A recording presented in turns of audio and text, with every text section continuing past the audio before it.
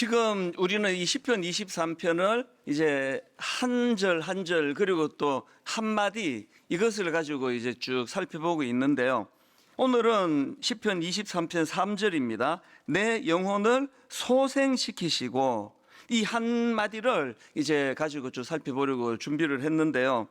저는 이 내 영혼을 소생시키시고 이거를 묵상하다가 예전에 나왔던 그 김주환 교수의 회복 탄력성이라는 책이 생각이 났습니다.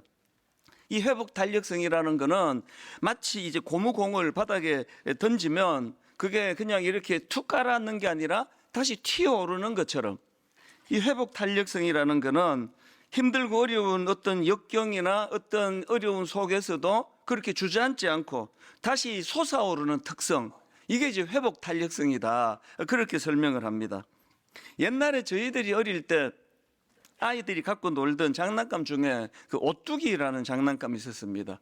밑이 이제 더 그래야 일어나니까 밑이 더 이렇게 바닥이 크게 돼 있고, 그리고 다 둥글둥글한 표면이 돼서 아무리 쓰러뜨려도 다시 일어나고, 그래서 갓난 애기들이 제일 좋아하는 장난감이 오뚜기예요.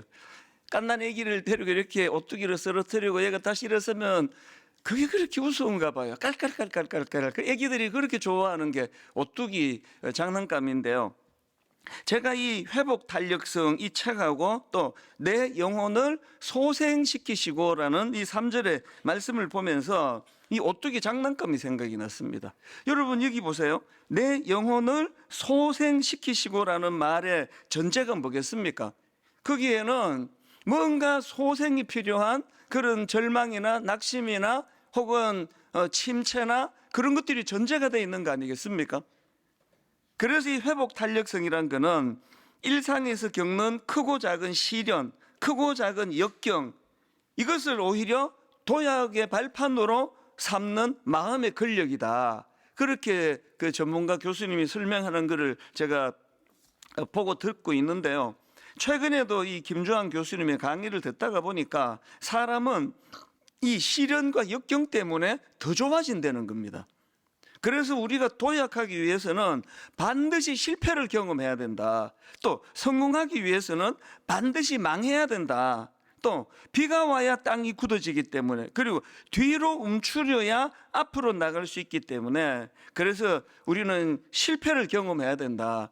이게 그것만 읽으면 무슨 목사님 설교 같은데요. 전문가 교수님이에요.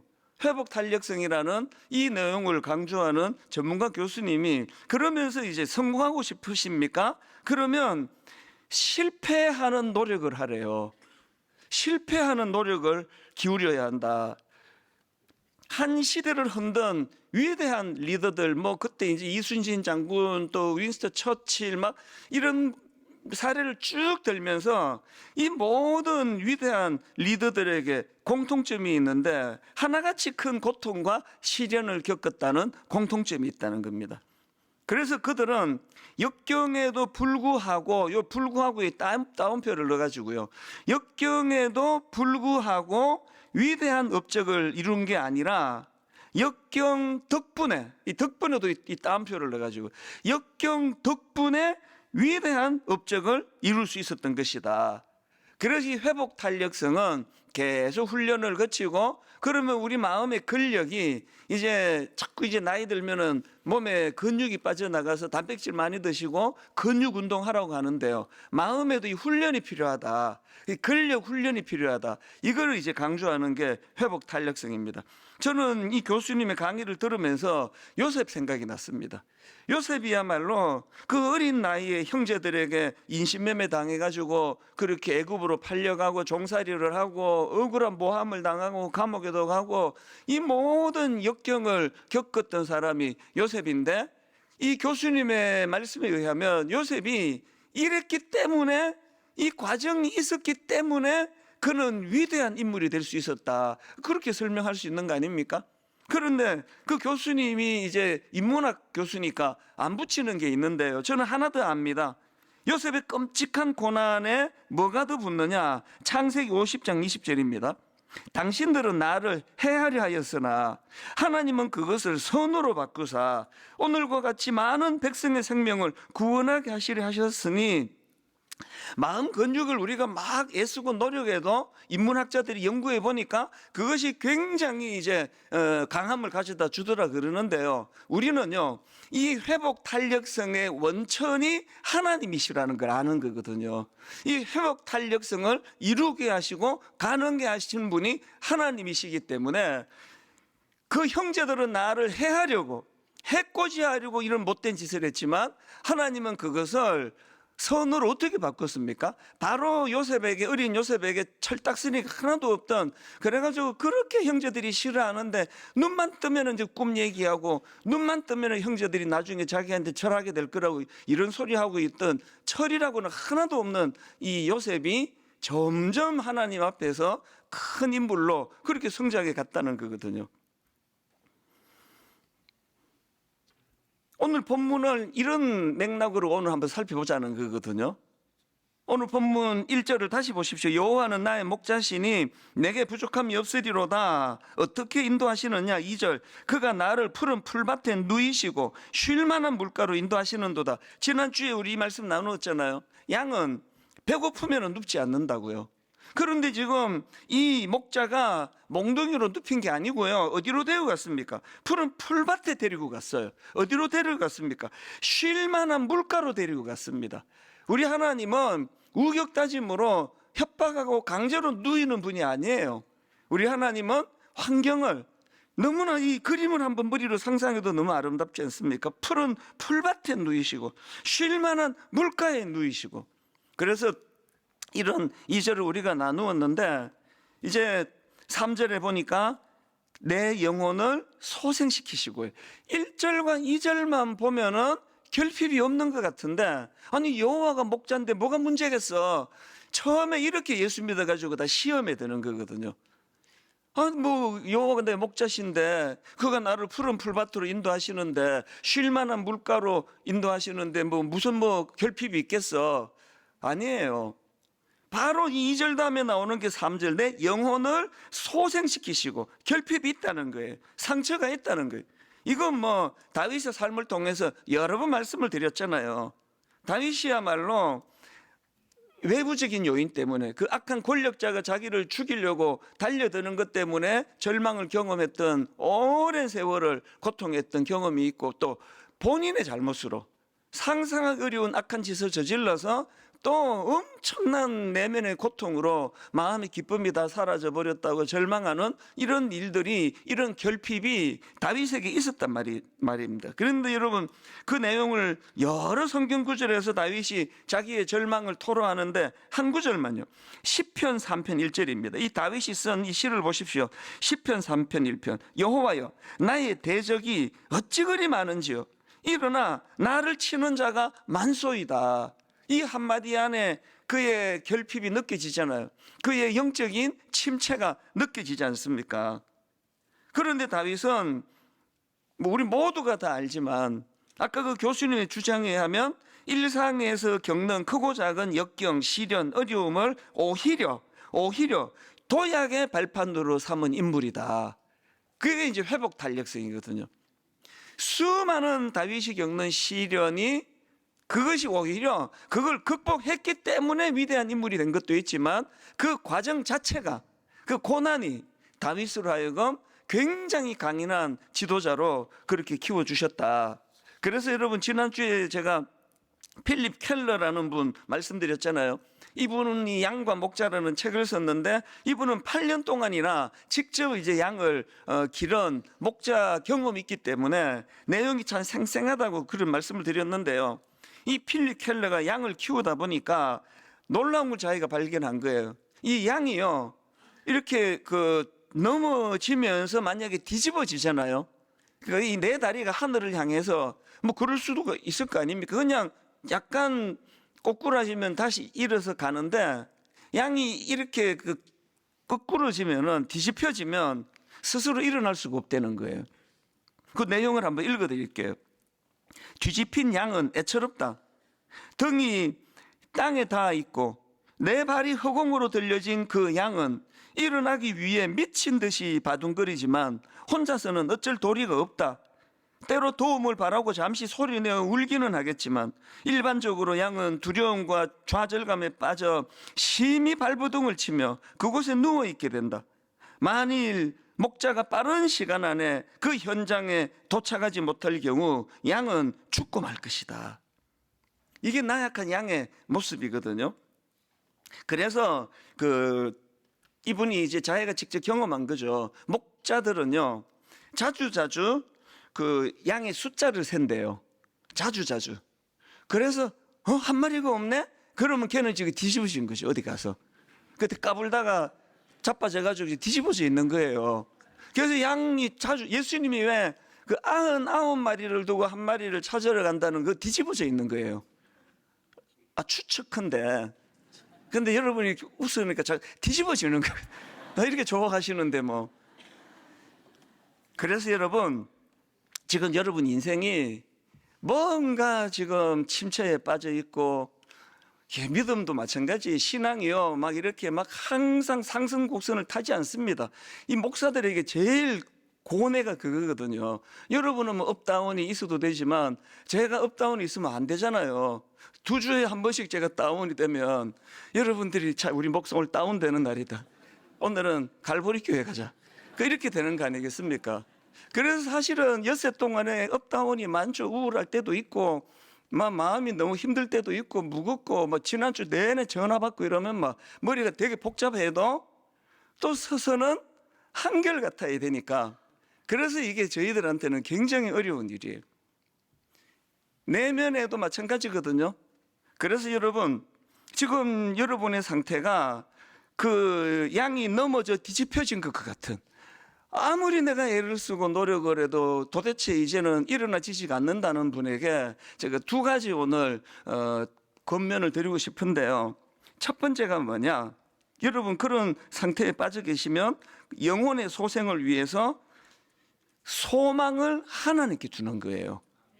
이 지금 넘어져 뒤집혀 있는 이 양은요, 바둥거릴수록 더 괴로운 거예요. 더 힘든 겁니다. 그렇기 때문에 그 양은 유일하게 회복될 수 있는 대안이 있다면 목자가 나타나시는 거예요. 지금 우리 목자가 한 마리 없어진 걸 세우고 계시겠지? 소망을 목자에게 주는 겁니다. 그게 3절입니다. 여호와가 나의 목자시니 내게 부족함이 없으리로다라고 고백할 수 있는 건 내가 완벽하게 로봇처럼 갈등이 하나도 없는 삶이 됐다는 게 아니라 철딱서니가 없어서 맨날 우리는 그 이사야서에 나오잖아요. 우리는 각기 제 길로 가는 존재. 양이 그렇대요. 뭐 걸핏하면은 제 길로 가버리고, 여기가 움푹 파여가지고, 여기가 좀 좋은 것 같으네. 그러면서 들어가다가 꼬꾸라져 버리고, 이런 것들이 우리 인생이지만, 그러나 여전히 나는 여호와가 나의 목자시기 때문에 부족함이 없는 거는, 오늘도 목자 대신 그분이 양 한 마리 어디 갔어? 이 박권사 왜 꼬꾸라져 있지? 그 주님이 우리의 목자시기 때문이라는 거예요. 그 박권사는 막 한 거니까요. 놀라지 마세요. 김 권사로 할까요? 내 영혼을 소생시키시고. 그래서 제가 앞에서 다윗이 너무나 절망적인 상황을 시편 3편 1절에서 토로했다 그랬지 않습니까? 여호와여 나의 대적이 어찌 그리 많은지요. 일어나 나를 치는 자가 많소이다. 시편 3편은요 다윗의 이런 낙심으로, 그것도 큰 낙심으로 시작하는 시인데요, 이것 때문에 오히려 다윗은 3절 여호와여 주는 나의 방패시요 나의 영광이시요 나의 머리를 드시는 자니이다. 이제 이 맥락을 아시겠죠? 우리가 막 이렇게 찬양을 부를 때 맥락을 아셔야 돼요. 다윗이 이 3절을 왜 노래했다고요? 그는 지금 영적인 침체가 온 거예요. 그는 악한 것들이 너무나 자기를 죽이려고 달려들어 마음이 무너져 있는 거예요. 그는 지금 양으로 치면 넘어지면서 뒤집혀 있는 거예요. 다리 4개가 지금 허공에 떠 있는데 더 지금 절망적인 거는 뭐냐 하면은요, 그 책의 저자가 하는 말이, 양이 그렇게 이제 뒤집혀 있으면은요, 공중을 빙빙 도는 독수리나 매 같은 날짐승이 나타난대요. 기가 막히게 나타나죠. 본능이니까. 그 장면 한번 상상해 보시겠습니까? 지금 뒤집혀갖고 다리 4개가 허공을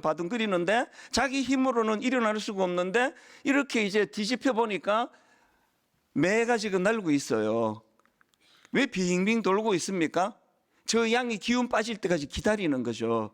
그래갖고 또 다른 책에 보니까요, 그렇게 기운이 빠질 때 확 달려들어가지고 눈을 파먹어 버린다, 그런 책을 제가 본 적이 있습니다. 이 양의 심정을 여러분 아시겠습니까? 그런데 놀라운 게 뭐냐 하면은요, 자기는 지금 양다리가 하늘을 향해서 바둥거리고 있고, 보니까 지금 독수리가, 매가 지금 기운 빠질 때까지 빙빙 돌고 있는 그 절망적인 상황이, 그게 희망이 되는 거예요. 왠지 아십니까? 그 책에 보니까요, 목자가 양을 세고 한 마리가 없네? 그러면 본능적으로 하늘을 본대요. 왜일까요? 독수리가 빙빙거리는 그 근처 가면 된대요. 이게 기가 막힌 그 책에서 제가 발견한 하나님의 일하심이에요. 원수들이 여러분 위에 빙빙 돌고 계시나요 지금? 여러분을 너무 이럴 때 남편이 딱 떠오르시면 안 됩니다. 누군가가 지금 여러분 머리 위를 빙빙 돌고 있으면 그게 너무 낙심이 되고 절망적인 상황인데, 그게 희망이라는 거죠. 얘는 도움이 필요해, 목자 되신 주님이. 그래서 그게 지금 그 3절에서 여호와여 주는 나의 방패시요 나의 영광이시요 나의 머리를 드시는 자니이다. 그리고는 5절에서 이렇게 그가 선포합니다. 내가 누워 자고 깨었으니, 이 불면증이 없어졌네요. 내가 누워 자고 깨었으니 여호와께서 나를 붙드심이라. 그래서 이제 용기가 생긴 거죠. 6절, 천만인이 나를 둘러치려 하여도 나는 두려워 아니하리이다. 자기가 1절에서 나는 대적이 어찌 이렇게 많은지, 그래서 절망으로 시작했는데, 천만인이 나를 둘러치려 하여도 나는 두려워 아니하리이다. 자기가 이제 드디어 바둥거려 가지고 일어나게 된 거 아니에요. 다시 이제 그 매를 피해 가지고 도망간 게 아니에요. 상황은 똑같아요. 그런데 여호와가 나의 목자시니 내게 부족함이 없으리로다. 목자가 계시는 거구나. 그래서 여러분, 이래도 일이 안 되고 저래도 일이 안 되면은요, 그때는요, 여러분 소망을 하나님께 두십시오. 하나님께 소망을 두라, 이렇게 제가 적었는데, 소망에다가 강조를 좀 두신다면 소망을 하나님께 두라. 그래서 여러분 시편 62편 1절에도 보니까 나의 영혼이 잠잠히 하나님만 바라며, 나의 영혼이 잠잠히 하나님만 바라며, 방송실에서 하나님만 바라며를 좀 굵은 색깔을 좀 넣어주면 좋겠고요. 나의 영혼이 잠잠히 하나님만 바라며, 왜? 나의 구원이 그에게서 나오는도다. 또 5절, 나의 영혼아 잠잠히, 여기도요, 하나님만 바라라. 왜? 무릇 뭘 알았습니까? 나의 소망이 그로부터 나오는도다. 그래서 여러분이 아무리 애를 써도, 아무리 바둥거려도 내 힘으로 할 수 없다는 것이 자각이 된다면, 하나님이 양 숫자를 세고 계실 때예요. 이 한 마리가 어디 갔지? 그리고 하늘을 드는 거죠. 독수리가 빙빙 도는 그 길을 찾아간다고. 제가 이 설교를 준비하다가요, 차준희 교수라고 한 세대 교수님인데 구약학이 있는데요, 이 교수님의 간증을 듣고 제가 막 전율이 느껴지는 걸 경험했습니다. 이 교수님이 8살 때 교통사고를 당했대요. 엄마하고 이제 초등학교 입학하고 얼마 안 있다가 3월인데요, 어머니하고 함께 학교를 갔다가 오는 길인데, 이제 길을 건너는데 이제 그때는 막 까불 때잖아요. 그래서 엄마 손을 뿌리치고 먼저 달려가다가 차에 치여가지고 교통사고를 당했다는 겁니다. 그래서 불행하게도 오른쪽 다리를 절단하고 의족을 쳤대요. 어릴 때부터 이제 다리를 그렇게 절단할 수밖에 없었는데요. 그래서 이제 겨우 목숨을 건지고 병원으로 실려가 가지고 무려 6, 7개월 동안에 수술하고 재활하고 수술하고 재활하고 이런 것들을 다 거쳤는데요. 교회에서 신방을 오셔가지고 찬송을 부르고 또 기도해 주시면은 이 아이가 기분이 그렇게 좋았는데, 엄마랑 단둘이 있으면 그 어머니가 그 쇼크가 이만저만 하겠냐고요. 자기가 지금 손잡고 길을 건너는데 얘를 내가 보호하지 못했다는 그 죄책감 때문에 이 엄마랑 단둘이 있으면 그 엄마가 계속 입버릇처럼 우리 둘이 같이 죽자. 그 어머니의 마음이 이해가 되잖아요. 그러나 또 8살짜리한테는 해서는 안 되는 말이잖아요. 우리 둘이 같이 죽자. 그런데요, 이 믿음 좋은 8살짜리, 몸은 철딱서니가 없는 개구장인지 몰라도 그 8살짜리에게 믿음이 있는 거예요. 그 엄마가 자꾸 우리 둘이 같이 죽자, 둘이 같이 죽자 그러는데요, 그 8살짜리가 하는 말이, 엄마, 그렇게 죽고 싶으면 혼자 돌아가세요. 내가 인생을 8년밖에 안 살았는데 앞으로 반바지만 안 입고 수영장만 안 가면 되는데 이것 때문에 왜 죽어야 됩니까? 이 믿겨지십니까? 이게 8살 수영장만 안 가고 반바지만 안 입으면 되는데 내가 왜 죽어야 됩니까? 8살짜리 아이에게 이런 생각을 누가 줬다고 생각하십니까? 이게 그 아이에게서 든 생각은 절대 아니라고 생각하거든요. 그리고 신학교 교수님인데 없는 말을 하시겠냐고요. 지금도요, 연세가 많이 드셨지만 어머니는 그 사고 난 그 현장을 어머니는 생각을 못 하신대요. 그게 너무 충격이 돼가지고. 그 어머니 입장에서는 아들 다리를 잃어버린, 아들 한쪽 다리를 절단하게 만든 그런 장소인데요. 이 목사님은 이제 교수가 되시고 이제 신학을 제대로 공부하시니까요. 이 목사님은 그 사고 난 그곳이 내 다리 하나를 잃은 곳, 내가 죽을 뻔한 곳이 아니라 하나님이 자기를 살려주신 곳으로 기억이 된대요. 그래서 놀랍게요, 그 건축으로 이사를 갔대요. 건축으로 이사를 가서 매일 그 이제 하나님이 나 목숨을 살려주신 것, 인생은 해석이라니까요. 그 의미 부여를 그게 다는 거죠. 하나님께서 나를 살려주신 것, 모르긴 해도 교수님이 그 길을 왜 이사 가가지고 보겠냐고요. 나 시시하게 살면 안 된다. 그거 아니겠습니까? 하나님이 나 8살 때 살려주신 장소. 그리고요, 그 딸들도 이제 가끔씩 그 길을 이제 데리고 간대요. 그리고는 딸들한테 묻는데요. 너 저기가 어딘지 알지?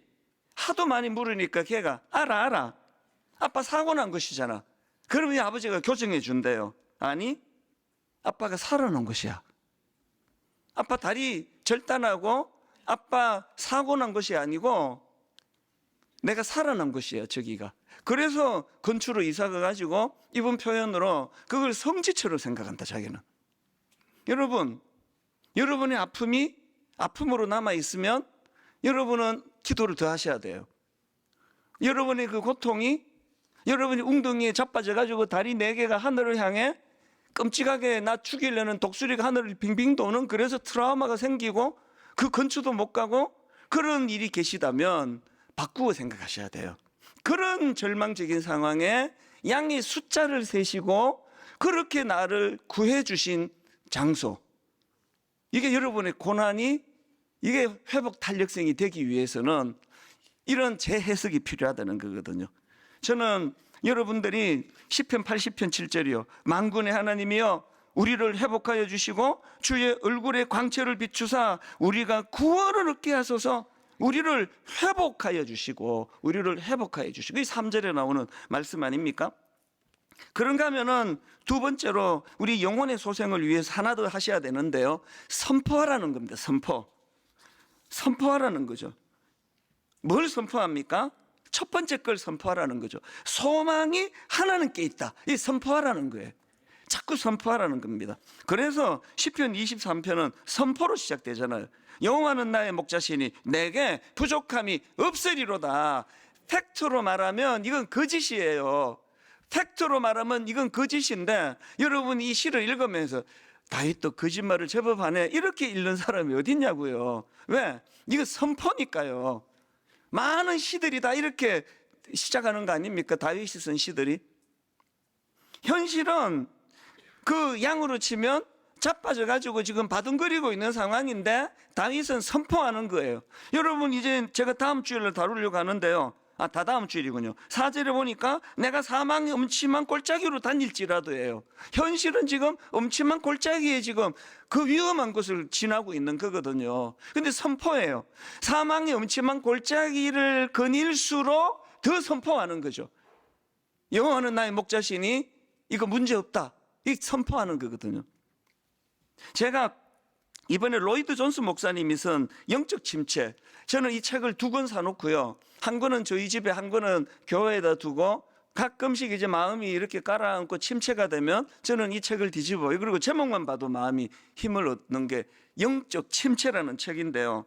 이 책에 보면은 42장을 가지고 풀어 설명하는데, 42장은 낙심한 사람, 낙담에 빠진 사람, 영적 침체에 빠진 사람을 이렇게 그리고 있습니다. 42장 5절, 내 영혼아 네가 어찌하여 낙심하며 어찌하여 내 속에서 불안해하는가. 또 11절, 내 영혼아 내가 어찌하여 낙심하며 어찌하여 내 속에서 불안해하는가. 이걸 2번씩이나 이제 고백하면서 이 시가 전개가 되는데요. 그런데 로이드 존스 목사님이 그 험정역 번역으로 그 내용을 설명하더라고요. 험정역 번역이란 건요, 영어 킹 제임스 버전을 기준으로 번역한 걸 험정역이라 그럽니다. 이분이 영국 분이니까 이제 그 내용을 가지고 이렇게 설명합니다. 5절을 여러분 화면으로도 제가, 험정역 킹 제임스 버전입니다. 내 영혼아 내가 어찌하여 낙심하며 어찌하여 내 속에서 불안해하는가. 너는 하나님께 소망을 두라. 그 얼굴의 도우심으로 말미암아 내가 여전히 찬송하리로다. 여기 보니까요, 지금 자기를 도와주시는 하나님을 얼굴로 설명합니다. 하나님의 그 얼굴의 도우심으로 말미암아 내가 여전히 찬송하리로다. 이렇게 5절에서는 하나님의 얼굴을 지금 표현을 하고는요, 그 다음 11절을 보십시오. 또 험정역입니다. 내 영혼아 내가 어찌하여 낙심하며 어찌하여 내 속에서 불안해하는가. 너는 하나님께 소망을 두라. 내 얼굴에 화색을 주시는 내 하나님을 내가 여전히 찬송하리로다. 모든 분들이 다 겪어서 아시죠? 절대로 감출 수 없는 게 근심하는 사람의 표정이라는 걸요. 그래서 뭐 아무리 노력을 하고 노력을 해도 다 알아요. 얼굴에 지금 근심이 쓰여 있기 때문이에요. 그런데 지금 이 시편 기자는요, 자기 스스로에게 뭘 권면합니까? 내 영혼아 네가 어찌하여 낙심하며 어찌하여 내 속에서 불안해하는가. 너는 하나님께 소망을 두라. 그가 나타나 도우심으로 말미암아 내가 여전히 찬송하리로다. 지금 그 로이드 존스 목사님이 강조하고 싶은 건요, 너무나 얼굴이 흑빛이 되고 낙심이 되고 좌절이 되는 그런 상황이 날지라도 험정역으로 우리가 하나님께 소망을 두고 그분을 우리가 선포하면 그분의 얼굴의 도우심으로 말미암아 내 얼굴에 화색을 주신다는 그 대비거든요. 그래서 여러분, 이 시편 42편을 쓴 기자는요, 지금 맥없이 누워있는 자기 자신, 얼굴은 잿빛이 되고 얼굴은 사색이 돼서 들어 누워가지고 그 양처럼 지금 다리 4개를 하늘로 쳐들고 바둥바둥거리는 양처럼 돼 있는 자기 자신을 방치하지 않고 계속 자기에게 말을 건네는다는 거거든요. 이 로이드 존스 목사님 책에 이 부분 이렇게 말을 합니다. 자아가 우리에게 말을 걸게 하지 말고, 다시요, 자아가 우리에게 말을 걸게 하지 말고 우리가 자아에게 말을 걸어야 합니다. 이게 뭔지 아시겠죠? 대부분의 인생이 불행한 이유는요, 우리 자아가 우리에게 자꾸 엄포를 놓고 겁을 줘요. 너 이제 끝났다. 너 이러고 어떡하냐. 자아가 우리에게 말을 건네기 전에 우리가 자아에게 말을 걸어야 합니다. 그래서 여러분, 인생의 불행 대부분이 우리가 자아에게 말을 건네기 전에 자아가 우리에게 말을 건네는 거라고 하는 그 내용이 여러분 뭐냐? 아침에 눈을 딱 뜨면은 아무 생각이 없잖아요. 자고 딱 일어났는데 자아가 여러분에게 말을 건네요. 잘 잤냐? 험난한 하루가 예고될 것이다. 못 느끼세요? 저만 자아가 유난히 설치나? 아침에 막 생각하는 건 내가 내 의지로 생각하는 거고요. 아침에 일어나서 양치하면 자아가 말을 건네요. 아이고 어제도 힘들었는데 뭐 오늘이라고 뭐 달라질 거 있겠냐? 그게 자아가 말을 건네는 거, 본능이. 오늘도 힘들겠네? 어쩌냐? 자아가 말을 건넨대요.